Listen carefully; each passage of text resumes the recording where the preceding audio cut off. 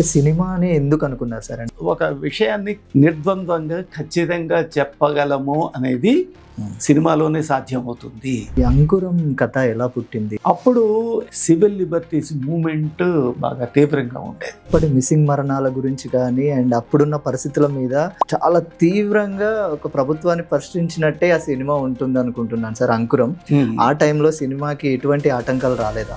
Censor నుంచి రాల.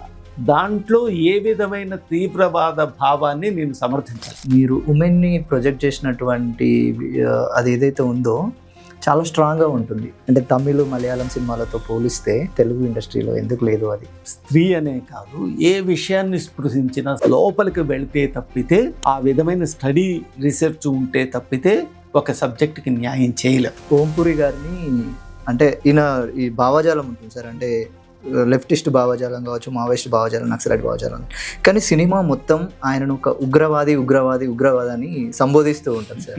అంటే ఏంది సార్ అసలు? అంటే ఉగ్రవాదిగా సంబోధించడం వెనుక దాన్ని పెట్టాలి అంటే హీఈస్ మిస్అండర్స్టూడ్ మ్యాన్. తమ అస్తిత్వం గురించి ఎవరైతే మాట్లాడుతున్నారో అతను ఉగ్రవాది అంటంలో అర్థం లేదు. బ్లాక్ పోయిటరీ కూడా బాగా రాసేవాళ్ళు. ప్రపంచంలో ఉన్న మానవులందరూ ఒక్కటే. సినిమాలో పోలీస్ స్టేషన్ ముందు ఒక ఫ్రేమ్ ఉంటుంది సార్, ఒక ప్రెగ్నెంట్ లేడీ నిండు గర్భిణి పోలీస్ స్టేషన్ కనబడుతుంది. ఆ ఫ్రేమ్ లో ఆమె గుంజీలు తీస్తూ ఉంటుంది. నిజంగా ఆ టైంలో అటువంటి సంఘటనలు జరిగాయా సార్? జరిగినాయి చాలా వరకు పేపర్లో వచ్చిన సంఘటనలే. డాక్టర్ గారిని ఒక చంపే సీన్ ఉంటుంది సార్, ఒక నలుగురు వచ్చి. అది అంటే వరంగల్లో డాక్టర్ రామ్నాథన్ గారి ఇన్సిడెంట్ ని తీసుకున్నారా? అది తట్టి ఉండొచ్చు, కానీ అలాంటిదే అని కాదు. రేవతి మేము ఎలా ఒప్పుకున్నారు సార్? ఆవిడకి సివిల్ లిబర్టీస్ మూవ్మెంట్ మీద వాటి మీద పూర్తి అవగాహన లేదు ఆ టైం. అంకురం సినిమా అనేది పౌర హక్కుల నేపథ్యంలో వచ్చినటువంటి సినిమా. దాని తర్వాత ఎందుకు అటువంటి సినిమాలు రాలేదు? శ్రీకారం సినిమా చేశాను. శ్రీకారంలో ఉన్న సబ్జెక్ట్ చాలా మంచి సబ్జెక్ట్. ప్రపంచ సినిమాలో మన తెలుగు సినిమా స్థాయి కమెండబుల్ స్థితిలో మాత్రం లేదు. బాహుబలిని మనం అంటే ప్రపంచ స్థాయి సినిమా అనుకోలేము. ఏ కంటెంట్ నుంచి మనం ఏం తీసుకుంటున్నాము, ఏ కంటెంట్ని మనం అనుసరిస్తున్నాము అనేది జనానికి తెలిసినట్లయితే ఈ విషయాన్ని మనం సమర్థించాలి. ఏది ప్రపంచ స్థాయి సినిమా అనుకోవచ్చు సార్? అంటే దానికి ఏమైనా కొలమానాలు ఏమైనా ఉన్నాయి? ఇట్లా అందరి జనానికి ఉపయోగపడేది ఒకటి. మన తెలుగు సినిమాలో ప్రజెంట్ డైరెక్టర్స్ కానీ వాళ్ళ సినిమా నేరేషన్ కానీ ఏ విధంగా ఉంది? అంతర్జాతీయ స్థాయిలో మాత్రం లేదు. మీ డ్రీమ్ ప్రాజెక్ట్ ఏదైనా ఉందా సార్? ఆమ్రపాలి మీద అది ఇంగ్లీష్లో తీద్దాము అనుకుంటున్న సినిమా. ఈ శ్యాంబాబు గారితో ఒక గొడవ గురించి, స్టోరీ గురించి ఏంటి సార్ అసలు గొడవ? అది అంటే లీగల్ నోటీస్ కూడా వచ్చిందని.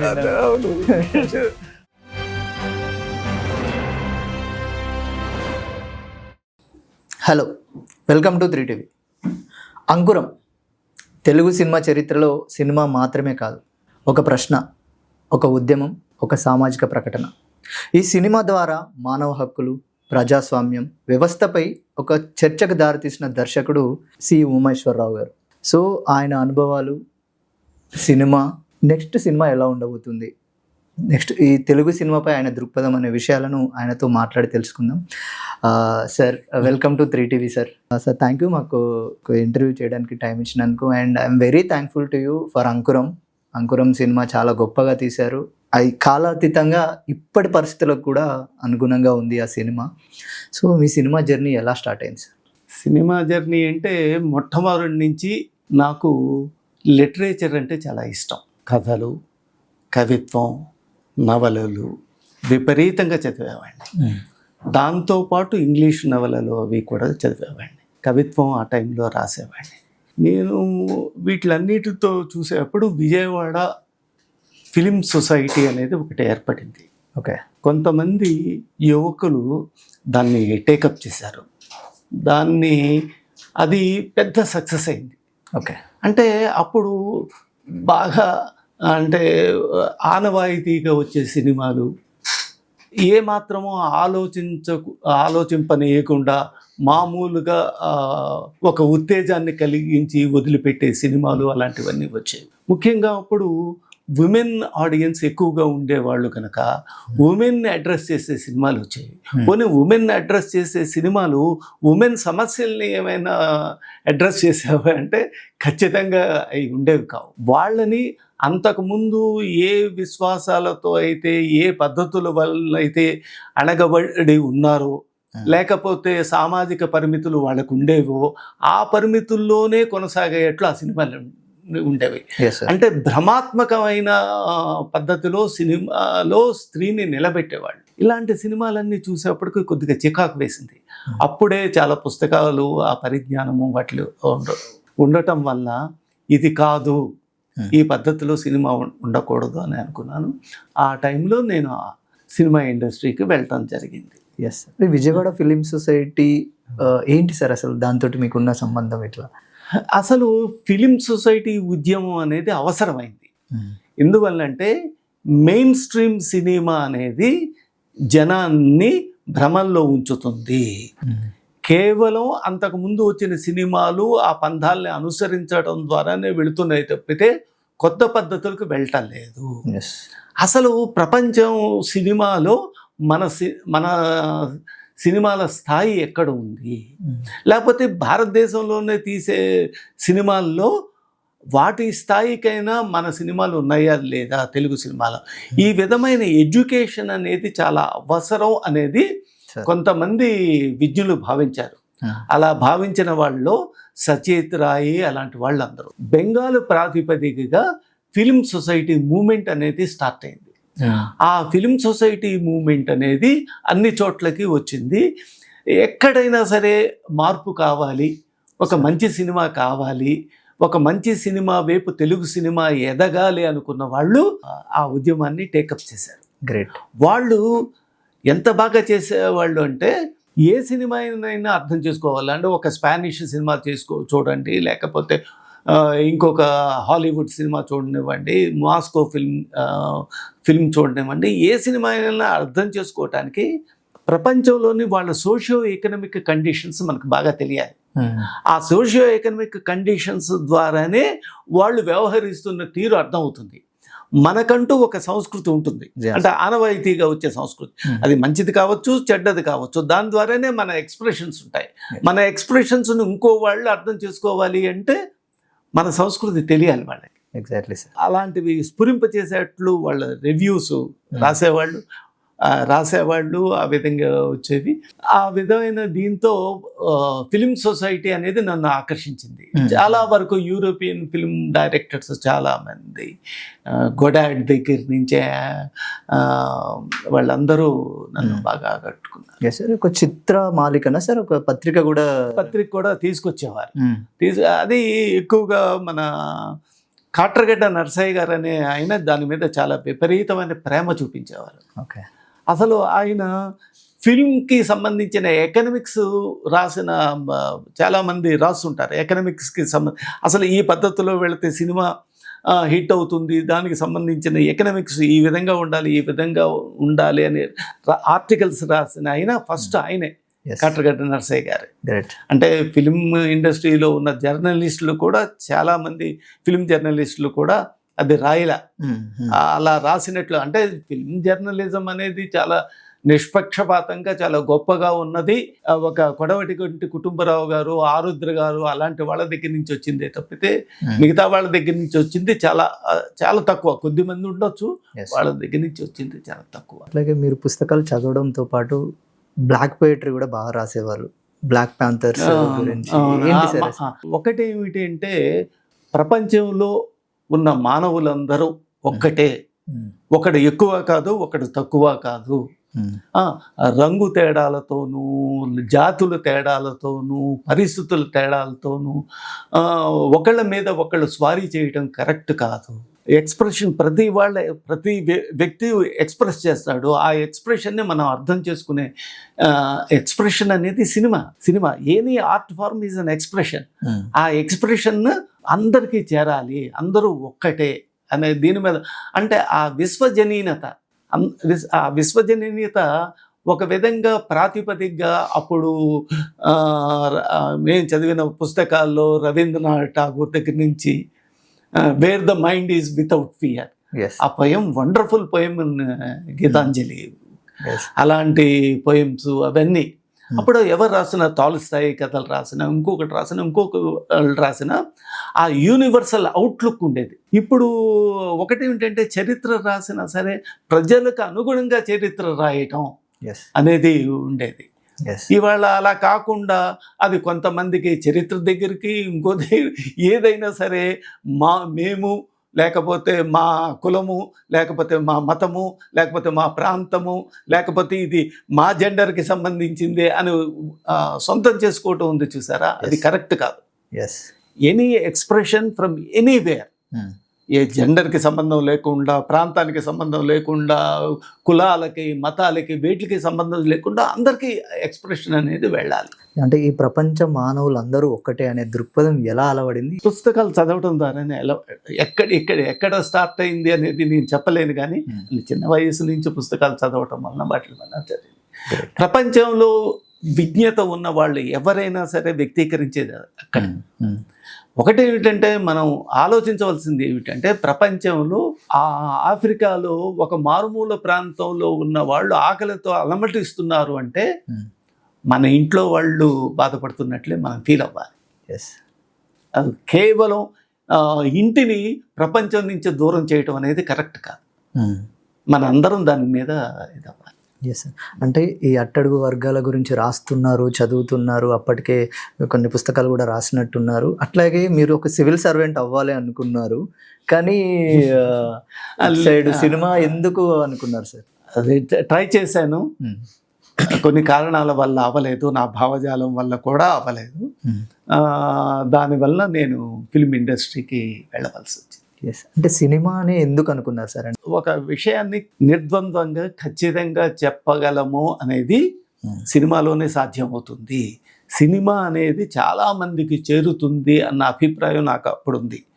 మన భావం సచిత్ర సినిమాలు చూసినప్పుడు కానీ, చూసినప్పుడు యాంటోనియోని ఇలాంటి వాళ్ళ సినిమాలు చూసినప్పుడు కానీ ఏమనిపించేది అంటే మన భావాన్ని ఖచ్చితంగా చెప్పొచ్చు, జనం దగ్గరికి వెళుతుంది అని అనుకునేవాడిని కాదు. కానీ ఫిల్మ్ మేకింగ్ అనేది ఇండివిజువల్ ఎఫర్ట్ అనేది ఆ రోజు నేను అనుకున్నాను. It is not. Film making అనేది అందరూ కలిసి ప్రొడ్యూసర్ భావజాలంతో కూడా కలిసి ప్రయాణించినప్పుడు మాత్రమే ఒక ఎక్స్ప్రెషన్ అనేది అన్ఇంటరప్టెడ్, ఏ మాత్రము మలినం అవ్వకుండా జనం ముందుకు వస్తుంది. లేకపోతే దానికి చేర్పులు మార్పులతో అది చింపిన విస్తారలాగా తయారవుతుంది. Great sir. ఈ అంకురం కథ ఎలా పుట్టింది, ఎట్లా స్టార్ట్ అయింది? అప్పుడు యాక్చువల్గా human rights, civil liberties movement బాగా తీవ్రంగా ఉండేది.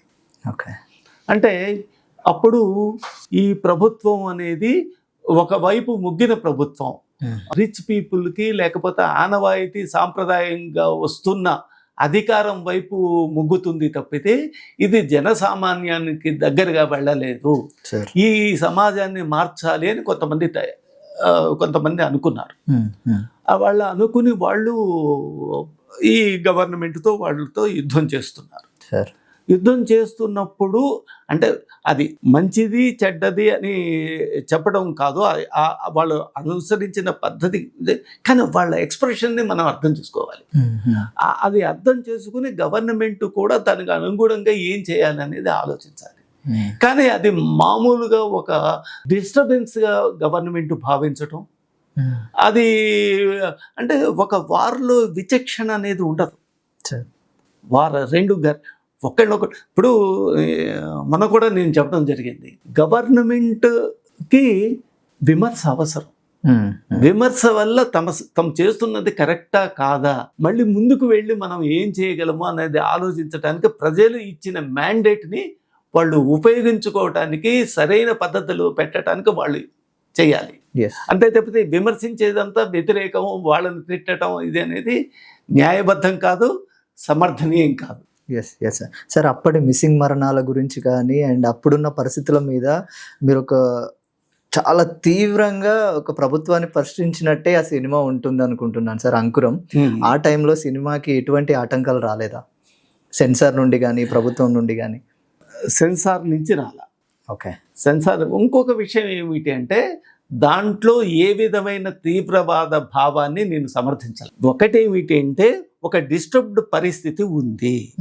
ఆ పరిస్థితిలో సామాజిక సేవ చేస్తున్న ఒక ఆదివాసీ వ్యక్తిని అరెస్ట్ చేయటము, దాని ఇది అసలు అది ఎక్కడో జరిగింది. ఇప్పుడు ఆదివాసీలు కూడా మన సబ్జెక్ట్స్ ఆఫ్ ఇండియా, భారతదేశ పౌరులు వాళ్ళు చాలా మారుమూలన చాలా ఇదిగా ఉంటారు.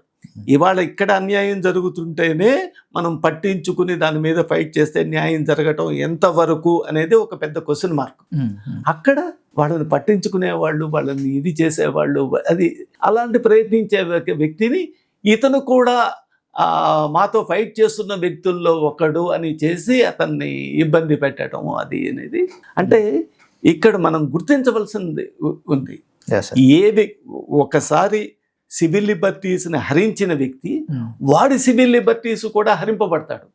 అక్కడ ముఖ్యంగా ఒక పోలీస్ ఆఫీసరు ఇంకొకళ్ళు మీరు ఎవరికి అలాంటి వాళ్ళకి ఎవరికి సహాయం చేయొద్దు, ఇది చేయొద్దు, అది చేయొద్దు అని చెప్పి వాళ్ళందరినీ నిలదీస్తున్న ఒక వ్యక్తి తన కూతురు ఎంతమంది జనం మధ్య కాల్చబడితే ఎవరు అడ్డు రాలా. ఆ అడ్డు రాకపోవడం అనేది చాలా దుర్మార్గమైన విషయం. ఒక వ్యక్తి యొక్క పౌర హక్కుని కట్ చేయటం అనేది, మరి తను అలాంటిదే చేస్తున్నాడు. అది తనకే జరిగింది. ఇది ఎవరికైనా జరగడానికి అవకాశం ఉంది.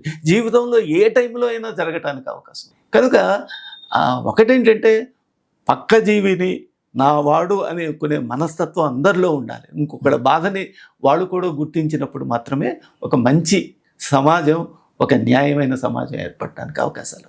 Yes sir. సినిమాలో పోలీస్ స్టేషన్ ముందు ఒక ఫ్రేమ్ ఉంటుంది సార్. ఒక ప్రెగ్నెంట్ లేడీ, నిండు గర్భిణి పోలీస్ స్టేషన్ కనబడుతుంది. ఆ ఫ్రేమ్లో ఆమె సిటప్స్ అంటే గుంజీలు తీస్తూ ఉంటుంది. అంటే ఆ సీన్ నిజంగా ఆ టైంలో అటువంటి సంఘటనలు జరిగాయా సార్?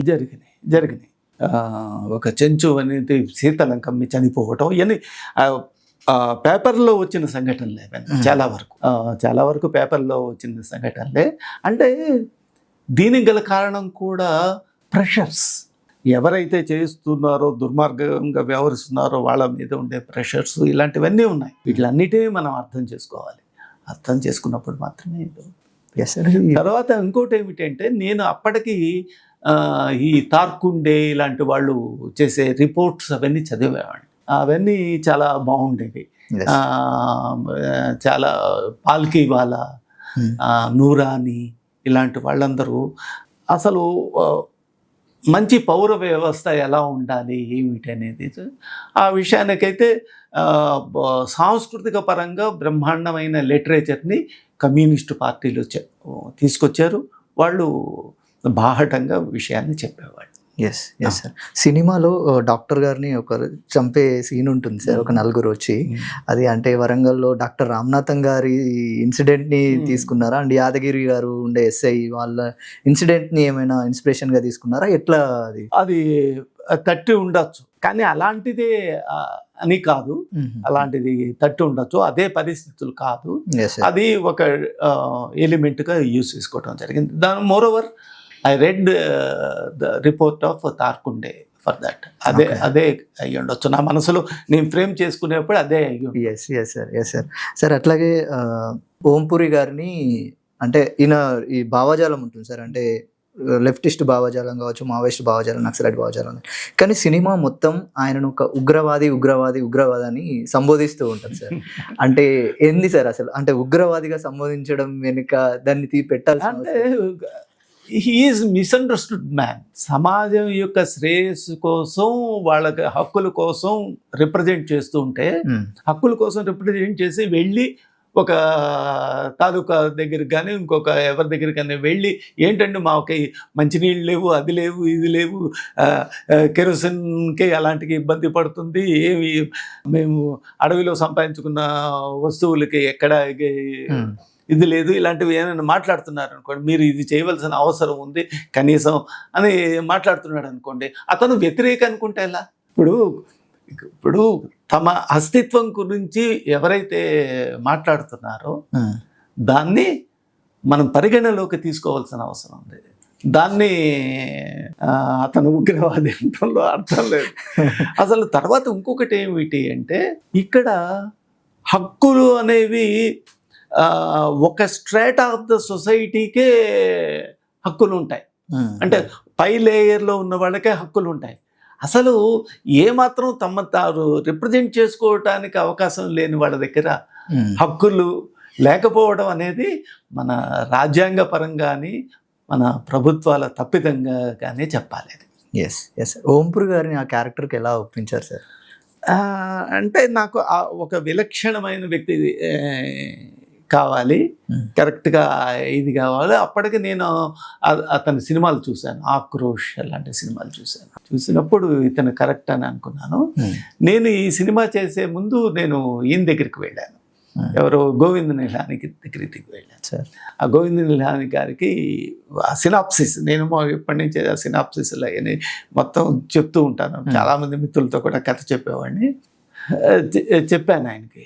ఆయన చూసి మంచిది కానీ ఇది పర్వాలేదా మీ ఆంధ్రప్రదేశ్లో? లేదంటే మా ఆంధ్రప్రదేశ్లో చాలామంది లిబరల్స్ ఉన్నారు, న్యాయం కోసం ఇది చేసేవాళ్ళు ఉన్నారు, అందరూ మీరు అనుకున్నట్లు ఇది కాదు అది ఇదని చెప్పాను. అది మీకు సెన్సార్ జరిగినప్పుడు దానికి న్యాయం జరిగింది. Great sir. ఎందుకంటే మా చిన్నప్పటి నుంచి చూశాను, పాత సాంప్రదాయవాదుల్లో చాలా మందిలో ఆ లిబరల్ అవుట్లుక్ ఉండేది. ఇవాళ ఎందుకనో అది సాంప్రదాయవాదులు వాళ్ళు బ్రహ్మాండంగా చదువుకున్న వాళ్ళు, బాగా నిష్ణాతులు, అది ఏమాత్రం నాలెడ్జ్ లేకుండా ఇవాళ ఒక విధమైన షెల్స్లోకి మనుషులు వెళ్ళిపోతున్నారు. అది చాలా విచారకరమైన విషయం. ఒక విధమైన దౌష్ట్యం, అవతల ఫిలాసఫీ మీద దౌష్ట్యం చూపించటం, అది ఏ ఫిలాసఫీ అయినా ఒకళ్ళ మీద ఒకళ్ళకి దౌష్ట్యం ప్రదర్శించటం కాదు.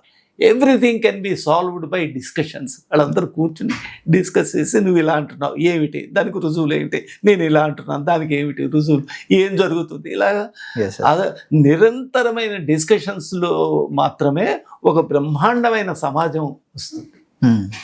సార్ అట్లాగే అంకురం షూటింగ్ డేస్ ఎలా గడిచాయి సార్? అంటే నేను ఎక్కడో విన్నాను, రేవతి మేము అక్కడ రైల్వే స్టేషన్లో పులిహోర దొరికితే అది తీసుకొని అండ్ ఒకే గదిలో తన మేకప్ ఆర్టిస్ట్ ఉన్నారు. అంతకుముందు అంటే నేను ఆచరించే ఫిలింలో పద్ధతిలో అందరూ ఒక్కటే అన్న పద్ధతిలో ఉన్నాం. నేను అప్పుడు బాగా దగ్గుతుండేవాడిని, డస్ట్ ఎలర్జీ వల్ల వాటి వల్ల దగ్గుతుండేవాడిని. స్టార్ట్ అని చెప్పి దగ్గటం, తర్వాత రేవతి అయితే చాలా ఇబ్బంది పడేది. అంటే ఒక ఎమోషనల్ ఫీల్ డైరెక్టర్ దగ్గుతున్నాడు అంటే every artist is waiting for the signal from the director, దగ్గుతున్నాడు. నేను సరిగ్గా చేయడం లేదు, ఏదైనా డిస్టార్ట్ అవ్వడానికి అవకాశాలు ఉన్నాయి. అప్పుడు ఓంపూరి has gone to the main Bazar of Rajahmundry, వెళ్ళి నా కోసం బెల్లం ముక్కలు కొట్టించి తీసుకొచ్చాడు. తీసుకొచ్చి చెయ్యి పెట్టుకో గుడ్ అని, అది పెట్టుకుంటే నీకు తగ్గుతుంది అని. అంటే ఆ విధమైన ఇది ఉండేది. ఇక్కడ ఎవరు భేషజాలు ఉండేవాళ్ళు కూడా కాదు, భేషజాలు ఎవ్వరికి ఉండేవి కావు, అందరికి. సాయంత్రం పూట ఒకవేళ తొందరగా ఇదైతే కూర్చుని అసలు అన్ని విషయాల మీద డిస్కస్ చేస్తుండేవాళ్ళు. అప్పుడు అసలు యోగా గురించి మన రేవతి ఒకసారి అడిగితే నేను మధువం భట్టు మేము కలిసి యోగా గురించి చెప్పడం, యోగా అనేది ఎక్కడెక్కడ దాని మీద వేరే యూనివర్సిటీలో ఏ విధమైన డిస్కషన్స్ జరుగుతున్నాయి ఇలాంటివన్నీ చెప్పాము. అదే అలాంటి ఒక మంచి వాతావరణంలో ఆ సినిమా జరిగింది. కానీ ఒకటేంటంటే డబ్బుకు సంబంధించిన ప్రాబ్లమ్స్ ఫేస్ చేసాము. ఒక 1 year సినిమా ఆగిందని అయిపోయింది. తర్వాత ఇంకొకళ్ళు చూసి, ముఖ్యంగా ఎడిటర్ మోహన్ గారు అది చూసి ఈ సినిమాని చెయ్యొచ్చు అని ఒక ఫైనాన్షియర్ చెప్తే ఆ ఫైనాన్షియర్స్ వచ్చారు. రామకృష్ణ గారు అని ఒక ఆయన ఫైనాన్షియర్ వచ్చారు, అది ఫినిష్ చేయడం జరిగింది. రేవతి మేము ఎలా ఒప్పుకున్నారు సార్? అంటే ఇటువంటి ఒక క్యారెక్టర్ తను మొత్తం చాలా స్ట్రాంగ్గా చూపించిన క్యారెక్టర్, అది ఎలా ఒప్పించారు ఆమె? ఆవిడ చూసింది, చదివింది. ఆవిడకి సివిల్ లిబర్టీస్ మూవ్మెంట్ మీద వాటి మీద పూర్తి అవగాహన లేదు ఆ టైంలో. లేదు. ఆవిడ చదివి ఇది మామూలుగానే ఉంది కదా అంది. మామూలు కాదు, ఇది ఉంది అని చెప్పడం జరిగింది. చెయ్యాలి అని అనుకుంది. ఎందుకంటే ఎక్కువ పోర్షన్ తన మీదే ఉంది. చెయ్యాలి అని అనుకుంది. అప్పటికే తను మంచి స్టార్. తను తమిళ్లోను వాటిలోనూ చేస్తోంది చాలా సినిమాలు. From the beginning she's a star. She's a good artist also. She's a human artist also. Humanity అనేది ముఖ్యం కదా. నువ్వు ఏ వృత్తిలో ఉండు, హ్యుమానిటీ అనేది ముఖ్యం. Yes sir. అట్లాగే ఒక జర్నలిస్ట్ ఒక వీడియోలో అంకురం సినిమా గురించి మాట్లాడుతూ అంటే నేను అడగచ్చలేదో తెలియదు సార్, ఈ శ్యాంబాబు గారితో ఒక గొడవ గురించి స్టోరీ గురించి పెట్టారు. అందులో దానికి మీరు కామెంట్ కూడా పెట్టారు, నేను చదివాను. ఏంటి సార్ అసలు ఆ గొడవ ఏంటి? అది అంటే లీగల్ నోటీస్ కూడా వచ్చిందని విన్నాను. అవును, అది నాకు తెలీదు. అతను ఎక్కడో లెక్చరర్గా పనిచేస్తున్నాడని, నవలలు డిటెక్టివ్ నవలలు రాస్తున్నాడని తెలుసు. తర్వాత ఎవరైనా రచయితలతో నేను మాట్లాడుతుంటాను. విజయవాడలో ఉన్న టైము అప్పుడు టీవీ సీరియల్స్ చేస్తున్నాను. హిమబిందు అనే టీవీ సీరియల్ అవన్నీ చేస్తున్నాను. హిమబిందు అనే టీవీ సీరియల్ చేస్తుంటే ఇప్పుడు సినిమా స్టార్ట్ అవ్వక ముందు 2 సంవత్సరాల ముందు నేను ఆ కథని మన రామోజీ గారికి వాళ్ళకి చెప్పడానికి వెళ్ళాను. అక్కడ ఓల్గా గారు ఉన్నారు. ఓల్గా గారికి కథ చెప్పాను. ఆవిడ అన్నారు, ఇలాంటి సినిమాలు మేము చేయదలుచుకోలేదు. పీపుల్స్ ఎన్కౌంటర్ అనే సినిమా చేసిన తర్వాత మేము చేయదలుచుకోలేదు ఇలాంటి సినిమాలు అన్నారు. ఇది పొలిటికల్ సినిమా కాదు కదండి అన్నాను. ఇది సివిల్ లిబర్టీస్కి సంబంధించిన సినిమా, పొలిటికల్ లేదు, మేము డిసైడ్ అయ్యాము అది అని చెప్పారు. నేను వెనక్కి వెళ్ళిపోయాను. తర్వాత 2-3 ప్రొడ్యూసర్లు వచ్చారు సార్. ఒక ఆయన గిద్దలూరు నుంచి ఒక ఆయన వచ్చారు. తర్వాత హేమాద్రి సిమెంట్స్ నుంచి రాజేశ్వరరావు గారు అని ఒక ఆయన వచ్చారు. వాళ్ళు తీస్తామని వాళ్ళు తీయలేకపోతే ఒక సినిమాని వేరే వాళ్ళ కథని సినిమా తీద్దామని వెళుతున్న టైంలో ఆ ప్రొడ్యూసర్స్కి నేను తిరిగి వస్తున్న టైం, అది జరగలేదు, తిరిగి వస్తున్న టైంలో, మద్రాసు వెళ్ళి తిరిగి వస్తున్న టైంలో వాళ్ళకి ఈ కథ చెప్పాను. ఈ కథ బాగుంది కదా, ఇది చెయ్యండి అన్నారు. ఇది చెయ్యండి అన్నారు. బాగుంది అంటే కూర్చుని చేద్దాం అనుకున్నాం. దీన్ని అప్పుడు కూర్చున్నప్పుడు 4-5 ఇప్పుడు సినిమాల్లో యాక్ట్ చేస్తున్నాడు కేదార్ శంకర్, మంతా సీతారాం గారు అనే ఆయన, కృష్ణేశ్వరరావు గారు అనే రైటర్ ఉన్నాడు. ఆయన వీళ్ళందరినీ కూర్చోపెట్టి నేను ఎండింగ్ అనేది చెప్పకుండా ఈ కథ చెప్పితే వాళ్ళు అటు ఇటు తిరిగారు. అసలు నేను ఏది ప్రొజెక్ట్ చేస్తున్నాను అనేది తెలియదు, అర్థం కాలేదు. కొద్దిగా అర్థమైంది కృష్ణేశ్వరరావు గారికి. మా కేదార్ శంకర్ గారికి కానీ అది కానీ అర్థం కాదు. సరే, అది అయిపోయిన తర్వాత నేను ఆఖరి రోజు ఇది అని చెప్పేశాను. అది అయిపోయింది. అతను ఈ శ్యాంబాబుకి ఇదేమీ తెలియదు దీంట్లో, అసలు హీఈస్ నాట్ ఇన్వాల్వ్డ్. ఫస్ట్ నుంచి లేడు, ఆయన ఎండింగ్ కూడా ఆయనకు తెలియదు. ఎండింగ్ కూడా విషయం ఏంటంటే ఇది ఆగిపోయింది చూసారా, సంవత్సర కాలం అయింది సార్. సంవత్సర కాలం ఎండింగ్లో సంవత్సరం ఎంత అవుతుంది, ఎండింగ్లో ఆయన మా ఇంటికి ఎదురుగుండా ఒక పబ్లిషర్ ఉండేవాళ్ళు, ఎదురుగుండా వస్తే ఇది అసలు ఈ కథ. ఇంకొకటి ఏంటంటే, నేను ఒక కథ ఉంటే 10 మందికి, ఇప్పుడు అదే 10 మందికి చెప్తూ ఉంటా ఇది ఎలా ఉంది. అతను వచ్చాడు, ఏంటంటే ఇలాగా కథ చెప్పడం స్టార్ట్ చేశారు. మా ఇంటికి వచ్చిన వాళ్ళందరికీ ఒకటేంటంటే, continuous flow of coffee from the kitchen. Madam తీసుకొచ్చి కంటిన్యూస్ అది తీసుకొచ్చి సగం అయ్యేప్పటికి తీసుకొచ్చి ఇచ్చింది. ఇచ్చేప్పటికీ ఆ ఎదురుగా ఉన్న పబ్లిషరు వచ్చి ఇతన్ని తీసుకెళ్ళిపోయాడు. అది అయిపోయింది.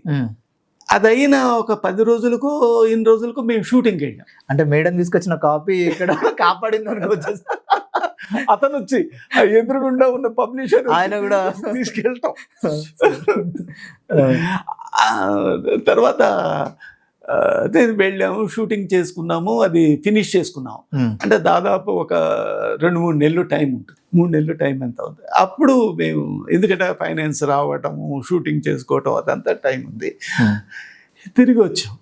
తిరిగి వచ్చి రిలీజ్కి రెడీగా ఉంటున్నాం. రిలీజ్కి రెడీగా ఉంటాం. ఆ టైంలో ఐ రిసీవ్డ్ ఇది లీగల్ నోటీస్. నా దీన్ని మీరు కాపీ చేశారు అని legal notice. Okay, patent rights.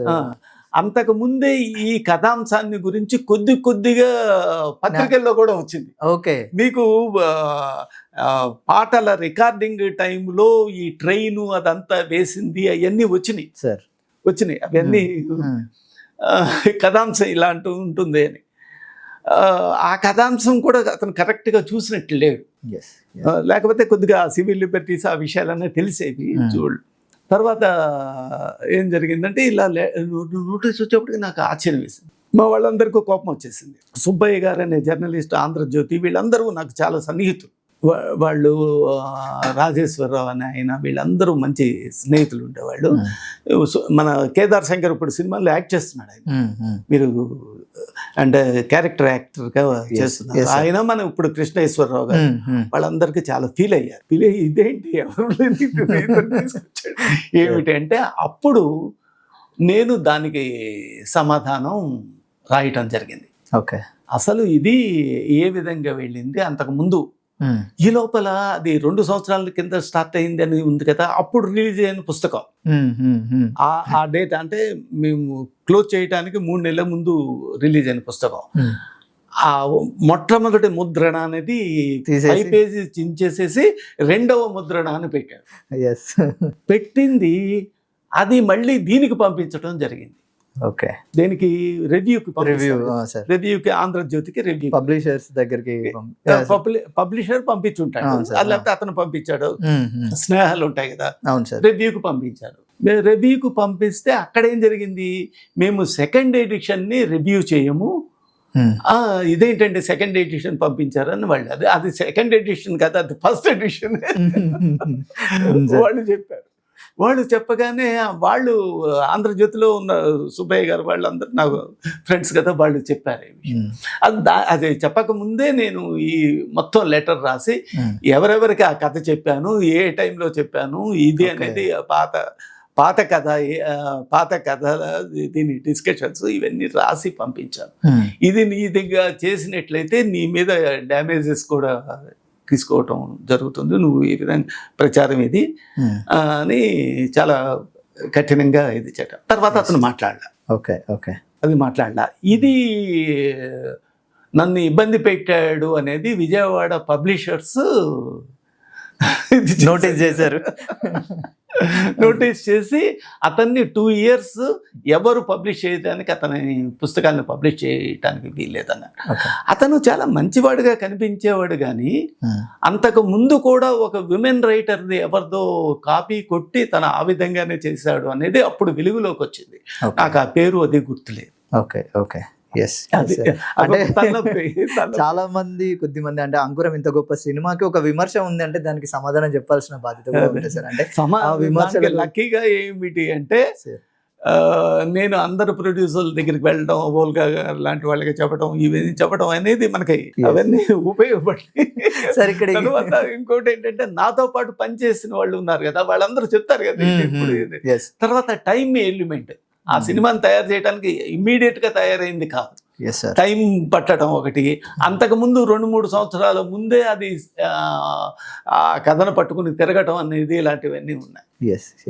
Sir అట్లాగే సినిమాలో మూఢనమ్మకాలను కొన్నింటి ద్వారా ప్రశ్నించినట్టు కనబడింది సార్. లైక్ ఒక పూజారి వాళ్ళ ఫ్యామిలీ ఉంటుంది, వాళ్ళు ఎక్కడి నుంచో వచ్చి గంగా జలం తీసుకొని వస్తూ ఉంటారు, పిల్లలు ఏడుస్తూ ఉంటే ఇట్లా పాలు దొరకకపోతే నీళ్ళు తాగించండి అమ్మా అని చెప్పేసి ఇస్తూ ఉంటే అది గంగా జలమే అంటే, గంగా జలం అయితే ఏంటైతుంది, ఫస్ట్ అక్కడ పిల్లోడు ఇంపార్టెంట్ కదా అని చెప్పేసి అంటారు. అట్లాగే లోపల ఒక కాషాయం ధరించిన వ్యక్తి సిగరెట్ తాగుతూ బీడి తాగుతూ ఉంటాడు, కనీసం అది చూసి అయినా అది చేయండి అని అంటారు. అంటే మూఢనమ్మకాలను ఆ విధంగా ప్రశ్నించాలి అని అనుకున్నారా, లేదంటే ఎట్లా? అదే మొట్టమొదటి నుంచి ఉంది మూఢనమ్మకాల మీద. అందరూ ప్రశ్నించవలసింది. ముఖ్యంగా సినిమా వాళ్ళందరూ మూఢనమ్మకాలు, సినిమాలు వాళ్ళందరికీ మూఢనమ్మకాలు ఉంటాయి. ఎందువల్లంటే అనిశ్చిత పరిస్థితులు ఉంటాయి కదా. అంటే రేపు ఏం జరుగుతుందో, మన సినిమా హిట్ అవుతుందో హిట్ అవుతుందో, ఇలాంటివన్నీ ఉంటాయి, భయాలు ఉంటాయి. భయం వలన నమ్మకాలు ఏర్పడతాయి, భయం వలన మూఢనమ్మకాలు ఏర్పడతాయి. ఆ మూఢనమ్మకాలకి ముఖ్యంగా సినిమా అనేది ఒక సినిమాలో జరిగే విషయమే అది. అంతెందుకు, ఒక ప్రొడ్యూసర్ సినిమా తీయడానికి వచ్చాడు, ఇది ఇట్లు అమ్మ చేయడానికి ముందే, మొన్న మధ్య వచ్చాడు. ఆయన ఇచ్చే డబ్బులు నాకు ఇవ్వబోతున్నాడు, అవి కింద పడిపోయినాయి. కింద పడింది. అంటే సినిమా తీస్తుందని ఇవి కింద పడినాయి అని చెప్పి తీసుకుని మళ్ళీ కలుద్దామండి. అవునా? ఓకే. అంటే ప్రశ్నించాలి ఏదో ఒక రకంగా, జనాలకు చైతన్యం కలిగించాలి అని. అది మొట్టమొదటి నుంచి అసలు అంటే సినిమాల బాధ్యత, సినిమాలే కదా, ఆర్ట్ ఫార్మ్స్ యొక్క బాధ్యత కూడా అది.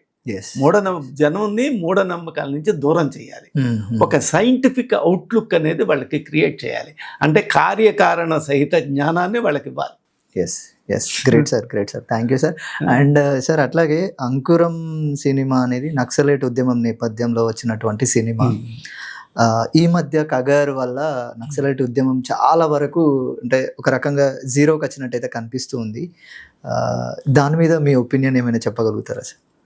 అంటే ఒక ఉద్యమము అది ఫెయిల్ అవ్వడానికి చాలా కారణాలు. అంటే వాళ్ళు ఎత్తుకున్న పద్ధతి కరెక్ట్ కాకపోవచ్చు, ఆ ఎత్తుకున్న పరిస్థితులు వాళ్ళకి అనుగుణంగా కాకపోవచ్చు, అంతకు ముందున్న చరిత్రని బాగా అధ్యయనం చేయకపోవడం కావచ్చు, ఏ కారణం వల్లైనా జరగటానికి అవకాశాలు. అలాంటి టైంలో కానీ ఒక్క విషయం ఉంది, ఒక కల్చరల్ ఇంపాక్ట్ అనేది వాళ్ళ వలన క్రియేట్ అయింది. కల్చరల్ ఇంపాక్ట్, ముఖ్యంగా ఆదివాసీల జీవితాలు, ఆదివాసీల పరిస్థితులు అలాంటివి జనానికి తెలిసినవి. ఎందుకంటే వాళ్ళు అరణ్యాల్లో ఉండి ఉద్యమాలు చేద్దామని అనుకున్నారు కనుక, అక్కడి నుంచి సిటీస్ వైపు రావాలి అని అనుకున్నారు కనుక, ముఖ్యంగా జరిగిన ఒక కల్చరల్ ఇంపాక్ట్ ఏమిటి అంటే ఆదివాసీలు ముందుకు రావడానికి అవకాశం ఏర్పడింది. వాళ్ళ వల్ల ఆదివాసీలు ఇబ్బంది పడటం కూడా జరిగింది. ఎందువల్లంటే ఈ పోలీసులకిను వీళ్ళకి జరిగే సంఘర్షణలో మధ్యలో వీళ్ళున్నారు. మీకు రామచంద్రాపురంలో జరిగిన సంఘటన ఏమిటి? అక్కడ ఆదివాసీ పిల్లలు కాల్పుల్లో చనిపోవడం, అంటే అది it is not an accident, అది ఆ పరిస్థితులు క్రియేట్ చేసే ఇవి, అంటే మ్యాన్ మేడ్ ఇవి అలాంటివి జరుగుతాయి. కానీ దాని కల్చరల్ ఇంపాక్ట్ అనేది కరెక్ట్ కదా. ఎవరైనా సరే ఒక విషయాన్ని వ్యతిరేకించేప్పుడు దానికి సంబంధించిన జ్ఞానాన్ని పూర్తిగా పొందాలి. తర్వాత మనిషి యొక్క అస్తిత్వం చాలా ముఖ్యం అనేది గమనించాలి. ఎవరైనా మనిషి, అంతేగాని నేను వెళ్తాను, చనిపోతాను, చనిపోతాను అంటంలో అర్థం లేదు. అర్థవిహీనమైన విషయం. ఒక పన్ను నువ్వు పని చేసావు అంటే ఏమిటి, మసూచి ఇంజెక్షను ఇది చాలా మందికి ఉపయోగపడుతుందని నమ్మి తన కొడుక్కో తనకో ఇంజెక్షన్ చేసుకున్నాడు ఒక సైంటిస్ట్. తెలిసిందే, అందరికీ తెలిసింది. అలాగా అయి ఉంటే అది వేరు. అందరికి ఉపయోగపడేది చేయటంలో, ఇది చేయటంలో నా ప్రాణాలను అర్పిస్తున్నావు అంటే నీ ప్రాణం అనేది విలువైంది, దానికి అర్థం ఉంది. అవతల వాళ్ళ ప్రాణం కూడా విలువైంది, దానికి అర్థం ఉంది. వీటిల్ని ఏ విధంగా ఒక దీనిగా తీసుకురాగలం, ఒక పద్ధతిలో తీసుకురాగలం అనేది చాలా ముఖ్యం. సార్ అట్లాగే అంకురం సినిమా అనేది ఈ పౌర హక్కుల నేపథ్యంలో వచ్చినటువంటి సినిమా. దాని తర్వాత ఎందుకు అటువంటి సినిమాలు రాలేదు మీ నుంచి? నేను ఆ తర్వాత ఒక సినిమా చేశాను, శ్రీకారం అనే సినిమా చేశాను. శ్రీకారంలో ఉన్న సబ్జెక్ట్ చాలా మంచి సబ్జెక్ట్. ఒక రేప్ విక్టిమ్ని ఎవిడెన్స్ యాక్ట్ చేతుల్లో పట్టుకుని డిఫెన్స్ లాయర్స్ రేప్ చేసిన దానికంటే అమ్మాయి పడే వ్యధ కంటే భయంకరమైన వ్యధ ఇన్ కెమెరా కోర్టులో క్రియేట్ చేయటము. ఎవిడెన్స్ యాక్ట్ వాళ్ళ చేతుల్లో ఉంది కనుక అది ఎంత భయంకరంగా ఇది చేస్తారు అనే విషయాన్ని చెప్పడానికి నేను అది చేశాను. కానీ కొన్ని కారణాల వల్ల నేను చెప్పేది అది సజావుగా సాగల. దానికి గల కారణం ఏమిటంటే అలాంటి సబ్జెక్టు అప్పటికే ఇద్దరు పెళ్ళాల ముగుడుగా వ్యవహరిస్తున్న జగపతి బాబు వాళ్ళు అందులో తను హీరోగా ఏ- చేశారు. తనకి కానీ వాళ్ళకి కానీ చేసే వాళ్ళకి కానీ దాని మీద ఆ ప్రేమ అది లేకపోవడం వల్ల ఆయన చెప్పింది చేస్తాడు, అది వేరే విషయం. ఎవరు జగపతి బాబు ప్రొడ్యూసర్స్కి వాళ్ళకి దానికి సంబంధించిన విషయాలు తెలియకపోవడం వల్ల చాలా కాంప్రమైజ్లు అవ్వాల్సి వచ్చింది. ఓకే. పక్కదో పట్టడం జరిగింది. ఎస్. మంచి సబ్జెక్టే అది, ఇప్పటికీ మంచి సబ్జెక్టే. కొంత ఎడిటింగ్తోనూ వాటితోనూ కొంతైనా బాగుపడేది అది, అదే అవకాశం లేకపోయింది. Srikaram is a good subject, yes. మంచి సబ్జెక్టే, చేయడానికి ట్రై చేశాను, అది ఫెయిల్ అయింది. ఎస్. తర్వాత చేసిన మా సూర్యపుత్రుల దగ్గరికి వచ్చేప్పటికి ఇది మౌనం అనే ఒక సినిమా చేశాను. మౌనం సినిమాలో కూడా అది కమర్షియల్గా చేయాలనే చేశాను. అది విషయం ఏంటంటే హిందీలో మౌన్గా రిలీజ్ అయ్యి పెద్ద హిట్ అయింది. తెలుగులో కంటే హిట్ అయింది. డబ్బింగ్ సినిమా బాగా హిట్ అయింది. అహ్మదాబాద్లో చాలా ఎక్కువ రోజులు ఆడింది అనేది నాకు హన్సా విజన్ ఆయన చెప్పాడు. చాలా బాగా ఆడింది అండి ఇది, I have given good amount to your producer అని చెప్పాడు. గ్రేట్. అంటే మమ్ముట్టి గారు సార్ అందులో? మమ్ముట్టి అరవింద్ స్వామి నగ్మా. ఎస్. అరవింద్ స్వామి గారితో వచ్చినటువంటి సినిమా. మొన్న ఈ మధ్య ఇట్లు అమ్మ సినిమా చూసారా మీరు? లేదు సార్, చూడాలి. అది సోనీ లైవ్ లో ఉంది. అది మంచి సినిమానే. ఏమిటి అంటే అసలు ఈ నేను నా కుటుంబం మేము ఎవరికి అన్యాయం చేయకుండా బతికితే చాలు, దేవుడు మమ్మల్ని కరుణిస్తాడు, మమ్మల్ని సరిగ్గా చూసుకుంటాడు అన్న భావన, సాంప్రదాయ భావన ఉన్న ఒక వ్యక్తి భర్తను పోగొట్టుకున్న కొంతకాలానికి కొడుకును కూడా బిగినింగ్ లోనే పోగొట్టుకుంటుంది. ఒక భయంకరమైన రాత్రి వర్షం తుఫాన్లో ఆ పిల్లోడు కొట్టుకుపోతాడు. వాడు చచ్చిపోతాడు. వాడు చంపబడ్డాడు అని తెలుస్తుంది. ఎందుకు చంపబడ్డాడు అనేది ఈ అమ్మాయికి అర్థం కాదు. వాడి దగ్గర డబ్బులు ఉండవు, ఎవడన్నా కొట్టడానికి వస్తే పారిపోతాడు. ఇలాంటి వాడు ఎందుకు ఇది చేస్తాడు? వాడికి చంపడానికి ఏదో కారణం ఉండాలి కదా, ఏ గొడవలోనికి ప్రవేశించేవాడు కాదు. ఇలాంటివన్నీ ఉంటే ఆ కారణాల వల్లే పోలీసులు కూడా పట్టుకోలేరు పాపం. ఇది ఉండాలి కదా, అది మోటివ్ లేదు కదా, ఒక సిస్టమ్ ఉండాలి కదా, అది లేదు. లేకపోవటం వల్ల వాళ్ళు పట్టుకోలేకపోతారు. ఈ అమ్మాయికి పెద్ద ఫస్ట్ టైం బయటకు వచ్చింది. మెల్లమెల్లగా సమాజం అర్థం అవుతుంది. మేము ఇలాగా చాలా కుటుంబాలు ఉన్నాయి, అసలు ప్రపంచానికి సంబంధం లేకుండా మాకు మేమే జీవిస్తాము అనుకునే ఇది, లేకపోతే నారాయణ మంత్రాన్నో శివుడి మంత్రాన్నో చదువుకుంటూ కూర్చోవడం ఉంటుంది. అలా కాకుండా ఈ అమ్మాయి మెల్లగా సమాజాన్ని అర్థం చేసుకోవడానికి ట్రై చేస్తుంది. సమాజాన్ని అర్థం చేసుకోవటం మొట్టమొదటి తనని గాంధీయిజం లైక్ చేస్తుంది.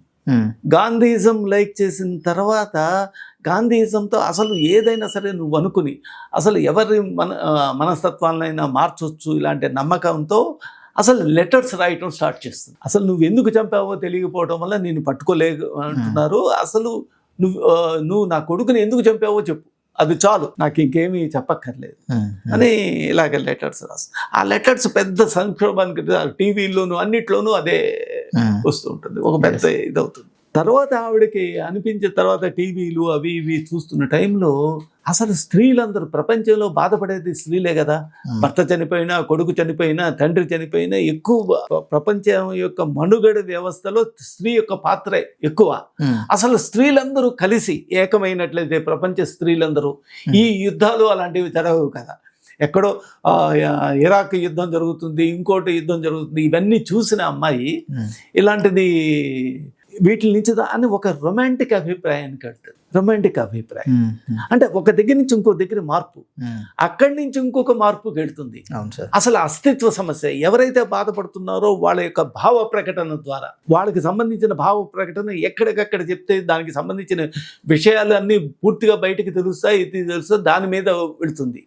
అలాంటిది కాదు, అలాంటిది అది ఏదైనా సరే అందరితో కలిసి ముందుకు నడవటం, న్యాయం వైపు నడవటం, సత్యం వైపు నడవటం, దానివల్లనే ఈ సమాజంలో ఉన్న సమస్యలన్నీ పరిష్కారం అవుతాయని ఒక మెటమార్ఫసిస్ దాంట్లో చెప్పడం జరిగింది. రూపాంతరం ఆ రూపాంతరం చెప్పడం జరిగింది. కానీ చాలామంది విమర్శకులు అది గుర్తించాలి. సినిమా బాగుందని చాలా రివ్యూలు వచ్చినాయి, చాలా ఆఖరికి తమిళ్లో కూడా మంచి రివ్యూలు వచ్చినాయి. కానీ అది చాలామంది జర్నలిస్టులు అది దాంట్లో ఉన్న ఆ విషయాన్ని గుర్తించలేకపోయారు. ఓకే, అదే నాకు బాధ వేస్తుంది. అంటే కొద్దిగైనా సరే అంటే బాధ్యతతో సినిమా అనేది చూడాలి. సినిమాలో అది గుర్తించలేదనే. ఇంకోటి ఏంటంటే ఓటీటీలో బాగా సక్సెస్ఫుల్ మూవీ, బాగా చూశారు జనం, చూశారు జనంకి దూరం కాదు. మన విషయాల్ని విపులీకరించే జర్నలిస్టులు అది గుర్తించలేదే అని కొద్దిగా. అది నేను మొన్న ఈ మధ్య ఎవరు బాలాజీ అనే అతను ఒక బుక్ రాశాడు. ఏమిటి అంటే సినీ ప్రపంచంలో ఆమె తెలుగు సినిమాలు, దాంట్లో నేను ఆ మాట రాయడం జరిగింది. అంటే జర్నలిస్టులు అందరూ సునిశ్చితంగా సూక్ష్మంగా ఆలోచించటం లేదు అనేది రాయటం జరిగింది. అంటే ఇంకోటి ఏంటంటే మీకు కవిత్వానికి వాటికి కొన్ని పదాలు, కొన్ని అంతకుముందు ఉన్న ఒరవడి వాటిని చూసి అది తెలుసుకోవడం ద్వారా కవిత్వం ఎలా ఉండొచ్చో రాయొచ్చు. కానీ సినిమాకి సంబంధించినంత వరకు బ్రహ్మాండమైన నాలెడ్జ్ ఉంటేనే సినిమా జర్నలిస్ట్ అవ్వగలుగుతారు. బ్రహ్మాండం అని అంటే వాళ్ళకి టెక్నికాలిటీ, ఫిల్మ్ యొక్క టెక్నికాలిటీస్ తెలియాలి. ఒక సినిమా ఒక కథ రూపాంతరం చెందటంలో దాంట్లో వచ్చే మార్పులను వాళ్ళు గమనించాలి. విషయ పరిజ్ఞానం ఉండాలి. చాలా విషయాలు తెలిస్తే కానీ సినీ జర్నలిస్ట్ అవ్వడానికి అవకాశం.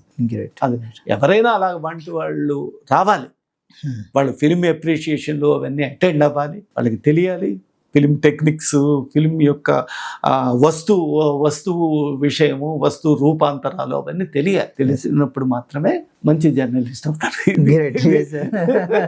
సార్ అట్లాగే అంకురం కావచ్చు, శ్రీకారం కావచ్చు, అండ్ ఇట్లు అమ్మ కావచ్చు, ఈ సినిమాలలో చూసుకుంటే మీరు ఉమెన్ని ప్రొజెక్ట్ చేసినటువంటి అది ఏదైతే ఉందో చాలా స్ట్రాంగ్గా ఉంటుంది.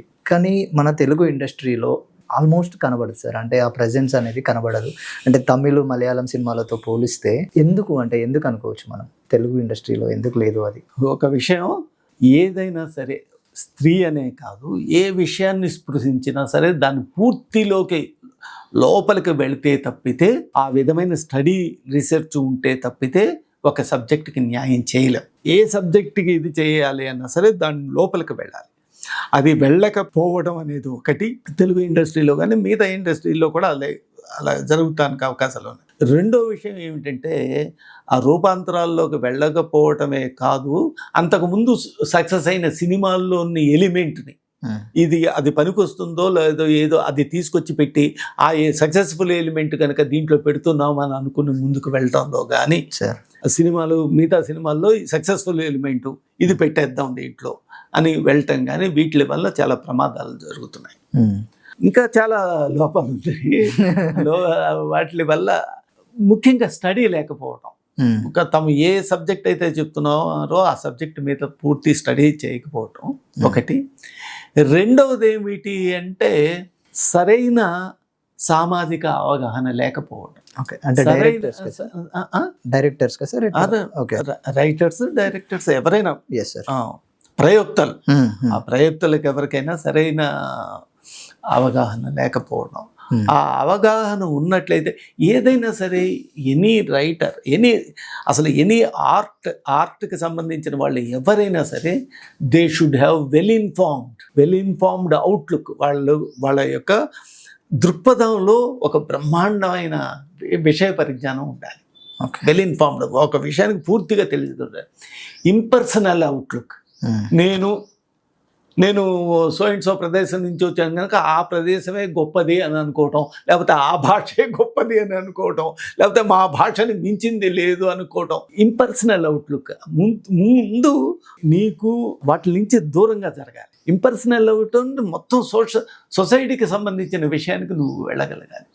వెళ్ళినప్పుడు మాత్రం ఒక మంచి ప్రోడక్ట్ రావడానికి అవకాశం ఉంటుంది. న్యాయమైంది ప్రేక్షకులు చూడవలసింది, 4 కాలాల పాటు నిలిచేది ఉంటుంది. సార్ అట్లాగే మన తెలుగు సినిమాలో సామాజిక స్పృహకు సంబంధించిన సినిమాలు చాలా అంటే చాలా తక్కువగా ఉన్నాయి. అంటే ప్రజెంట్ చూస్తే లేవు అని అనిపిస్తుంది సార్. ఏమై ఉండొచ్చు, ఎందుకు తగ్గాయి అనుకోవచ్చు? అంటే ఒకటి ఏమిటంటే ఇక్కడున్న డైరెక్టర్లు లేకపోతే వాళ్ళని సమర్థించే ప్రొడ్యూసర్స్ వాళ్ళందరూ they are playing for the audience. అంటే ఆడియన్స్కి ఇది నచ్చుతుంది, ఈ షార్ట్ నచ్చుతుంది, ఇది నచ్చుతుంది అనే పద్ధతిలో చేస్తున్నారు తప్పితే తాము ఒకటి క్రియేట్ చేసి వాళ్ళని ఒప్పిస్తున్నాము అనేది అనుకోవటాల. అదొకటి పెద్ద కారణం అవుతుంది. సమర్థించే డబ్బుకు కానీ వాటికి కానీ ఆ మనస్తత్వం లేకపోవటం. నేను ఈ మధ్య దానికి అదే ఐకా బాలాజీ రాసిన పుస్తకం ఉన్న దానికి ఒక ముందు మాట రాశాను సార్. మీరు ఏమాత్రం అవకాశం ఉన్నా చదవండి. షూర్ సార్, చాలా మంచి ఆ పుస్తకానికి ముందు మాట. దాదాపు అంటే ఎలాంటి సినిమాలు తీయాలి, ఎలాంటి సినిమాల వల్ల మనకి లాభం సంపాదించగలుగుతాం అనే విషయాన్ని కూడా కొద్దిగా సూచ్యప్రాయంగా టచ్ చేయటం జరిగింది. చదవండి. షూర్, ఖచ్చితంగా. Yes sir. సార్ అట్లాగే ప్రపంచ సినిమాలో మన తెలుగు సినిమా స్థాయి ఏమనుకోవచ్చు సార్? అంటే ఎలా ఉంది? కమెండబుల్ స్థితిలో మాత్రం లేదు. ఓకే. సమర్థించేది చాలా గొప్పగా ఉంది అది ఇదేని చెప్పడానికి కావాల్సిన స్థితిలో మాత్రం వస్తుపరంగా కానీ సాంకేతిక పరంగా కానీ గొప్పగా లేవు. ఓకే. అంటే ఈ బాహుబలిని మనం అంటే ప్రపంచ స్థాయి సినిమా అనుకోలేము. అంటే ఒకటే ఏంటంటే ప్రపంచంలో చాలా కంటెంట్ వస్తుంది. ఏ కంటెంట్ నుంచి మనం ఏం తీసుకుంటున్నాము, ఏ కంటెంట్ని మనం అనుసరిస్తున్నాము అనేది జనానికి తెలిసినట్లయితే ఈ విషయాన్ని మనం సమర్థించలేం. అంటే ఏది ప్రపంచ స్థాయి సినిమా అనుకోవచ్చు సార్? దేన్ని అంటే దానికి ఏమైనా కొలమానాలు ఏమైనా ఉన్నాయి? ఎట్లా ప్రపంచ స్థాయి సినిమా అంటే ఏమిటి అంటే అందరి జనానికి ఉపయోగపడేది ఒకటి. ఓకే. జనానికి ఉపయోగపడేది, జనాన్ని రంజింపచేసేది, కేవలం భ్రమాత్మకమైన ప్రకటనతోనే కాకుండా వాస్తవికతతో చెప్పేది. అది జనాన్ని పట్టుకుంటుంది అనుకోండి, బాగానే ఉంటుంది. మీకు టైటానిక్ తెలుసు, అది ఆ సినిమా. దాంట్లో ఆ ప్రకటన అది కొద్దిగా నిజాయితీతో చెప్పడానికి ప్రయత్నించాడు. అసలు టైటానిక్ షిప్ దాంట్లో ఎవరిని సేవ్ చేయాలి అనే విషయంలో కూడా ఉన్న తేడాలు అవన్నీ చెప్పడం జరిగింది. ఒక కుర్రాడు అమ్మాయి మీద ఉన్న ప్రేమ, ఆ అమ్మాయి వీడి మీద ఉన్న ప్రేమ, ఇవన్నీ చెప్పడంలో కొంత అయినా వాస్తవికతని వాటిని చూపడం అంటే నిజంగా జరిగిన సంఘటన, దానికి ఒక బ్రహ్మాండమైన కథని అల్లి వాళ్ళు చెప్పడం జరిగింది. బాగుంటుంది. అలాంటి సినిమాలు డెఫినెట్గా బాగుంటాయి. అదే అంతకుముందు అలాంటి సీన్లు చూసామా అంటే లేదు, అలాంటివి చూసామా లేదు, కొత్తగానే ఉంటుంది. అంటే మన తెలుగు సినిమాలో ప్రజెంట్ డైరెక్టర్స్ కానీ వాళ్ళ సినిమా నారేషన్ కానీ ఏ విధంగా ఉంది సార్ ప్రజెంట్? అంతర్జాతీయ స్థాయిలో మాత్రం లేదు. ఓకే. ఏదైనా చెప్పుకోవచ్చు, మేము అది ఇచ్చేసాం, అది అప్లై చేసాం, ఇది చేసాం అని చెప్పుకోవచ్చు. అంతర్జాతీయ స్థాయిలో లేదు. మనం ఖర్చు పెట్టే డబ్బుకి అంతర్జాతీయ అసలు చిన్నది. మీరు ఇందాక మనం మాట్లాడుకున్నప్పుడు సినిమా ఒక సింపుల్ సినిమాలో కూడా బ్రహ్మాండంగా చెప్పచ్చు. ఇప్పటికీ ఇటాలియన్ నియో రియలిజం ఏదైతే చెప్పిందో చిన్న చిన్న విషయాన్ని, ఏంటి బైసికల్ థీవ్స్ అనుకున్నా, చిల్డ్రన్ ఆఫ్ హెవెన్ ఇలాంటివి అనుకున్నా, అట్లా అన్నిట్లోనూ అవి డెఫినెట్గా మంచి సినిమాలు, అందరూ బాగా చూసిన సినిమాలు. Bicycle thieves and heaven of the children రెండు నా ఫేవరెట్ మూవీస్ సార్. చాలా సార్లు చూసాను ఆ సినిమాలు. అలాంటి సినిమాలు వస్తున్నాయి, మలయాళంలో వస్తున్నాయి, తమిళ్లో వస్తున్నాయి, తెలుగులో 1-2 వస్తున్నాయి, ఎప్పుడైనా వస్తున్నాయి. సార్ ఈ సినిమా వైపు రావడం అట్లాగే దాంతోపాటు మీ గురువు గారు అయినటువంటి మోత్కూరు జాన్సన్ గారి గురించి జ్ఞాపకాలు ఏమైనా ఉంటాయి? నాకు రచన విషయంలో 2 గురువులు ఉన్నారు. మోత్కూరు జాన్సన్ గారు, తర్వాత పినిశెట్టి శ్రీరామ్మూర్తి గారు. వాళ్ళిద్దరూ నేను వెళ్ళగానే ఫస్ట్ పినిశెట్టి శ్రీరామ్మూర్తి గారి దగ్గర చేశాను. ఆయన తర్వాత మోత్కూరు జాన్సన్ గారితో చాలా కాలం, అంటే నేను డైరెక్షన్ డిపార్ట్మెంట్లో చేస్తూనే ఆయన దగ్గర కూడా చేస్తుండేవాడిని. నన్ను బాగా ప్రేమించేవాడు ఆయన, మోత్కూరు జాన్సన్ గారు. Great sir. గోవులు వస్తున్నాయి జాగ్రత్త అనే సినిమా ఎందుకు తీయలేకపోయారు సార్? ఏమైంది అసలు? అది చాలా పెద్ద బడ్జెట్ సినిమా. నేను చేయాలి అనుకున్నప్పుడు ఎస్టాబ్లిష్ అయిన ప్రొడ్యూసర్స్ కాదు. అది ఆ సీన్స్ అవి గోవులు అవి అనేది అది తీయటం అనేది అసలు నేను మాట్లాడుతుంటే నేను చిన్న పిల్లవాడిని చోటు ఉమ్రి లంబించబడినట్టు అలా అనుకున్నారు. దానివల్ల అది చేయలేకపోయింది. చాలా రావి శాస్త్రి గారు ఇవాళ మ్యాజిక్ రియలిజం అని అంటారే, అదంతా దాంట్లో ప్రజెంట్ చేయడం జరిగింది. చాలా బాగుంటుంది, వెరీ రిఫ్లెక్టివ్ దీనికి సంబంధించింది. ఆ టైంలో అయితే అది దాదాపు 30 ఏళ్ల కిందట అయితే అలాంటి సినిమా వస్తేది. ఇవాళ మళ్ళీ ఆ కంటెంట్తో ఎంతవరకు ఐడెంటిఫై అవుతారు అంటే, అప్పటికి మీకు స్వాతంత్రోద్యమము దానికి సంబంధించిన విషయాల చర్చ అనేది సాగుతోంది.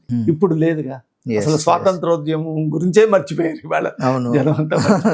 ఎంతవరకు ఐడెంటిఫై అవుతారు అంటే, కథా వస్తువుతో ఎంతవరకు ఐడెంటిఫై అవుతారు, దాంట్లో ఉన్న రిప్రజెంటేషనల్ క్యారెక్టర్స్, మోరల్ క్యారెక్టర్స్ అంటాం రిప్రజెంటేషన్, ఆ మోరల్ క్యారెక్టర్స్తో ఎంతవరకు ఐడెంటిఫై అవుతారు అనేది ఇవాళ కొద్ది క్వశ్చన్ మార్క్. తర్వాత అండ్ మీది స్క్రిప్ట్ కూడా రెడీ అయిన తర్వాత ఆగిపోయిన సినిమా చావు సార్, దాన్ని ఏదో సినిమాను ఏదో అది విజయవాడలో ఒక ప్రొడ్యూసర్ ఉండేవారు. ఆయన వాళ్ళు సినిమా చేద్దామని అనుకున్నారు. అప్పుడు చావు అనేది కాళీపట్నం రామారావు గారు మాస్టర్ గారిది. ఇది ఆయన చేతే నేను డైలాగ్ అది రాశాను. దానికి స్క్రీన్ ప్లే నేను రాశాను, మంచి స్క్రీన్ ప్లే రాశాను. అది మళ్ళీ కొన్ని కారణాల వల్ల వాళ్ళు తీయలేదు. అంటే మీ డ్రీమ్ ప్రాజెక్ట్ ఏదైనా ఉందా సార్? అంటే ఇంకా తీయాలి అని ఆగిపోయిన సినిమాలు కానీ ఇంకా ఇవి కాకుండా? అది ఒకటి ఉంది. అంటే ఒకటి కాదు, 2-3 ఉన్నాయి. ఒకటి ఏమిటంటే ఆమ్రపాలి. ఆమ్రపాలి మీద అది ఇంగ్లీష్లో తీద్దాము అనుకుంటున్న సినిమా. గ్రేట్. ఆమ్రపాలి మీద అంతకు ముందు ఉన్న సినిమాలు 1947లో ఒక సినిమా వచ్చింది, 66లో వైజయంతిమాల సునీల్ దత్ వాళ్ళతో సినిమా వచ్చింది. ఆ సినిమాలన్నిట్లోనూ కాస్ట్యూమ్ ప్రజెంటేషన్ పెరిఫరల్ లవ్ స్టోరీస్గా తీశారు, ఘర్షణ తీయలేదు ఘర్షణాత్మకంగా. ఆ ఘర్షణని నేను గమనించాను.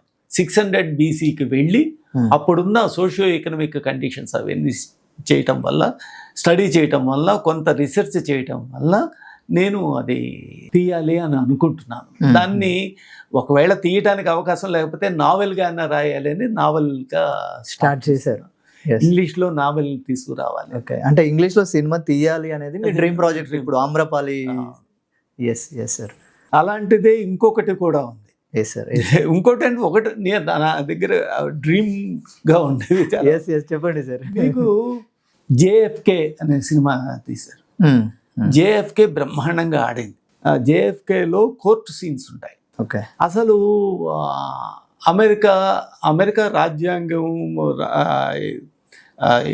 చార్టర్ ఆఫ్ ఇండిపెండెన్స్ అనేది చాలా గొప్పది. మొట్టమొదట 18th సెంచరీలో రాయబడింది. అదేమిటి అంటే ముఖ్యంగా ఈ రూసో, లాకీ, హాబ్స్ వీళ్ళందరినీ ఇచ్చేసి థామస్ జెఫర్సన్ రాసిన ఇది. దానికి అనుగుణంగా అమెరికా పయనిస్తుందా లేకపోతే తద్భిన్నంగా పయనిస్తుందా, లేకపోతే మన రాజ్యాంగం ప్రకారమే మనం వెళుతున్నామా లేకపోతే పక్కదోవలు పడుతున్నామా, ఇది ఎప్పుడు క్వశ్చన్ చేసుకోవాల్సిన విషయం. దాంట్లో క్వశ్చన్ చేస్తాడు, బ్రహ్మాండమైన డిస్కషన్ జరుగుతుంది. అది పెద్ద సక్సెస్. అది ఆలివర్ స్టోన్ తీసిన సినిమా. అది అలాంటిది సబ్జెక్టు నేను ఒకటి అనుకున్నాను. హిందూ జర్మన్ కేసు ఒకటి వచ్చింది, conspiracy case, Hindu German conspiracy case. ఇది కాలిఫోర్నియాలో ఆ కోర్టులో వచ్చింది. అదేమిటి అంటే మీకు గదర్ పార్టీ 1917 ఆ ప్రాంతంలో గదర్ పార్టీ ఇక్కడి నుంచి చదువుకోవడానికి వెళ్ళిన వాళ్ళందరూ భారతదేశానికి స్వతంత్రం సంపాదించుకోవాలి. ఇది ఎక్కడి నుంచి వచ్చింది? స్వాతంత్ర పోరాటాల యొక్క ఉత్తేజం అనేది అమెరికా నుంచే వచ్చింది. మనం కూడా స్వాతంత్ర వాళ్ళందరూ ఆయుధాలు సంపాదించి ఇక్కడ దీనికి తిరగబడదామని అది వాళ్ళందరూ ఏర్పాటు చేసుకుని వచ్చారు. వాళ్ళకి సరైన ప్లాన్ అది లేకపోవటం వలన వాళ్ళు ఇక్కడికి వచ్చారు. ఇక్కడికి రాగానే ఈ అమ్మాయి వాళ్ళ రహస్య వాళ్ళ సంస్థ ఎవరిది బ్రిటిష్ ఏజెంట్ వాళ్ళు పట్టుకున్నారు వాళ్ళని. దానిలో దాదాపు 100 మందికి పైగా 70 మందికి పైగా ఉరి తీశారు. 110 మందిని యావజ్జీవ కారాగార శిక్ష, ఇలాంటివి చాలా ఫిగర్స్తో ఉన్నాయి. ఇదే టైంలో వీళ్ళు భారతదేశానికి అసలు దీనికి మూలం అమెరికాలో కూడా కుట్ర జరిగింది. వాళ్ళు చేస్తున్నారు, వాళ్ళని మీరు అప్పగించండి అని బ్రిటిష్ ప్రభుత్వం అమెరికాని అడిగింది. First world war time. First world వార్లో బిగినింగ్లో అమెరికా బ్రిటన్ వైపు కానీ జర్మన్ వైపు కానీ వెళ్ళాల. తటస్థ దేశం, ఇది తటస్థ దేశంగానే ఉంటుంది అని చెప్పారు. కానీ ఏం జరిగిందంటే వాళ్ళని పట్టుకున్నారు. వాళ్ళు ఎవరెవరైతే ఇది చేశారో జర్మన్ వాళ్ళతో కలిసి కుట్ర చేశారని, జర్మన్ దానికి సహాయం చేసింది అని, మా దేశానికి వ్యతిరేకంగా కుట్ర చేశారు అనేది పట్టుకున్నారు. పట్టుకోగానే దానికి ఒక షిప్ ద్వారా ఆయుధాలు పంపించడం, ఇలాంటి చాలా డ్రామాటిక్ ఎలిమెంట్స్ ఉన్నాయి. పట్టుకోగానే ఏం జరిగిందంటే వాళ్ళు మాకు అప్పచెప్పమని వీళ్ళు ఇక్కడి నుంచి మనిషిని కూడా పంపించారు. ఇక్కడికి పంపిస్తే ఏమవుతుంది, వాళ్ళందరినీ మళ్ళీ ఉరిదీయటం. అదేగా అంటే ఇంకా విచారణ ఏముంది. వీళ్ళు ఒక క్వశ్చన్ రైజ్ చేశారు అక్కడ, మీరు మీ స్వాతంత్రం కోసం ఫైట్ చేసి మీరు సంపాదించుకున్నారు, మేము అది మీది కుట్ర, బ్రిటిష్ ప్రభుత్వం మీద కుట్ర చేసి అమెరికా స్వాతంత్రం సంపాదించుకుందా అంటే, మేము మా దేశాన్ని స్వతంత్రం సంపాదించుకోవటానికి మీది కుట్ర అయితే మాది కుట్రే. మంచి పాయింట్. ఇది అక్కడ ఉన్న జనం కూడా ఇది చేశారు. వాళ్ళందరూ వ్యతిరేకించారు, వీళ్ళని పంపించడానికి వీలు లేదు అని. అక్కడ ఉన్న వ్యవస్థ కూడా ఇది చేశారు. వాళ్ళందరూ అంటే దీంట్లో మధ్యలో ఒకళ్ళనొకళ్ళు చంపుకోవటాలు, కొన్ని డ్రామాటిక్ ఇన్సిడెంట్స్ ఉన్నాయి. ఆఖరణ ఏం జరుగుతుంది అంటే వీళ్ళందరికీ 3 నెలలు, 4 నెలలు, 5 నెలలు అలా శిక్షలతో ఇది చేశారనమాట. ఇది ఒక మంచి సబ్జెక్ట్, ఇది చేద్దాం అనేది. ఇలాంటివి చాలా ఉన్నాయి ఇప్పుడు. అది సార్ అట్లాగే మీరు దాదాసాహెబ్ ఫాల్కే ఫిలిం ఇన్స్టిట్యూట్ డైరెక్టర్గా ఉన్నారు. నిజానికి ప్రస్తుతం ఫిలిం మేకర్స్కి కావచ్చు, ఆర్టిస్టులకు కావచ్చు, ఒక ఫిలిం ఇన్స్టిట్యూట్లో అవసరం ఏముంది?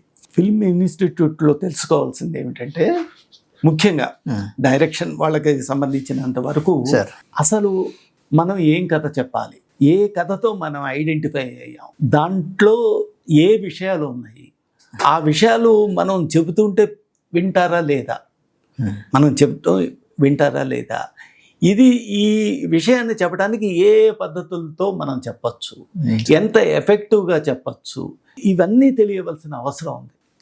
సాంకేతిక నైపుణ్యంతో పాటు వాళ్ళకి తెలియాలి. అలా తెలిసినప్పుడు ఏం జరుగుతుంది అంటే ఏ విధమైన లైటింగ్ని యూజ్ చేయాలి, దాని మూడ్ లైటింగ్ ఏ విధంగా క్రియేట్ చేయాలి, ఏ విధమైన స్పీడు ఏ సన్నివేశంలో కావాలి, లేకపోతే ఏ విధమైన స్లోనెస్ కావాలి, ఇలాంటివన్నీ స్లోగా ఎక్కడ నడపాలి అనేది వాళ్ళకి తెలియవలసిన.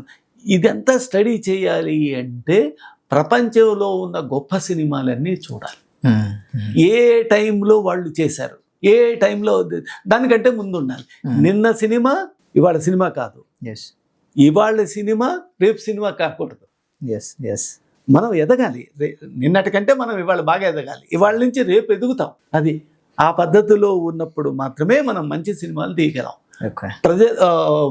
ప్రొడ్యూసర్కి నష్టం జరగకుండా మనం మన యొక్క దీంతో అథారిటీతో మనం చెప్పగలుగుతాం. గ్రేట్. సో ఎందుకు ఫిలిం ఇన్స్టిట్యూట్లో అవసరం అండ్ ఫిలిం మేకర్స్, అది అసలు సినిమాలో ఉన్న వాళ్ళందరూ భావ ప్రకటన చేసేవాళ్ళు. సినిమాటోగ్రఫర్కి అవకాశం ఉంటుంది, ఒక ఎడిటర్కి అవకాశం ఉంది. ఎడిటర్కి తెలియాలి, జస్ట్ మార్కులు డైరెక్టర్ చెప్పిన మార్కులతో కట్ చేసి కాదు, దీన్ని ఏ విధంగా తీసుకువెళ్తే ప్రేక్షకుడు వెళ్తుంది అనేది తన ఇన్పుట్స్ కూడా ఉండాలి. ఇలాంటివన్నీ చెప్పాలి అంటే ఫిల్మ్ స్కూల్స్ అవసరం. మేము అప్పుడు ఒక 5 సంవత్సరాలు ఎన్నో సంవత్సరాలు కష్టపడితే తప్పితే కొంత విషయం అయినా తెలిసేది కాదు. ఇప్పుడు అన్ని విషయాలు తెలియటానికి ఫిలిం స్కూల్స్ అవసరం. ఫిలిం స్కూల్స్ అవసరం లేదని ఎవరైనా చెప్పారనుకో, ఏమాత్రం ఆలోచించకుండా చెప్పే మాట. సార్ అట్లాగే సినిమా తీసే వాళ్ళు, ఫిలిం మేకర్స్ ఎవరైనా కానీ పుస్తకాలు ఎందుకు చదవాలి, అసలు దేనికోసం విషయం? మనకి జ్ఞానం ఎలా వస్తుంది?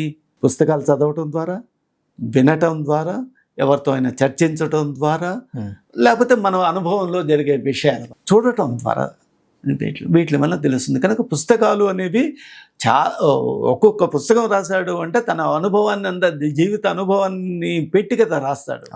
అది చదవవలసిన అవసరం ఉంది. అనుభవం ఇప్పుడు కూడా మన అనుభవాలు లేకపోతే మన భావనలు పంచడానికే కదా సినిమాలు తీస్తుంది.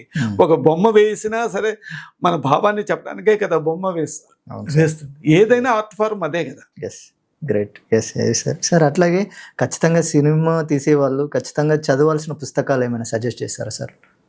అలా అలా ఉండదు, ఓకే, చదవాల్సిందే. ప్రతిదీ చదవాల్సిందే. Yes yes sir. Thank you sir, thank you so much. అంటే సినిమా గురించి చాలా మాట్లాడుకున్నాం, అంటే ఒక 1% మాట్లాడుకున్నాం కావచ్చు.